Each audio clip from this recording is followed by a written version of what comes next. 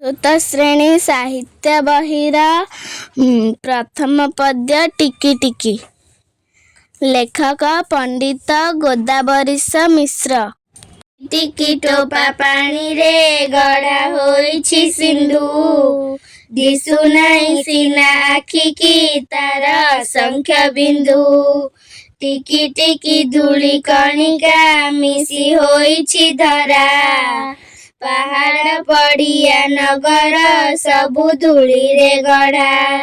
ଗୋଟି ଗୋଟି କେତେ ଗଛରେ ପରା ତିଆରି ବନ, ଏତେ ଲୋକ ହିତ ସାଧୁଛି ଏତେ ବାଣ୍ଟୁଛି ଧନ।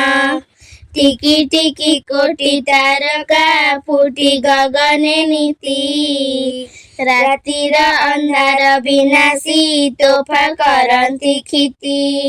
ଲବେ ଲବେ ଦୟା ହୃଦୟୁ ଦେଇପାରେ ଯେ ନର, ସେ ଏକା ବୋଲାଏ ଜଗତେ ଦୟାମୟଙ୍କ ଚର। ପଦୁ ପଦ କଥା ମଧୁର ଯେହୁ ଭାଷଇ ମୁଖେ, ପରକୁ ଆପଣା କରି ସେ ବାନ୍ଧି ପାରଇ ସୁଖେ।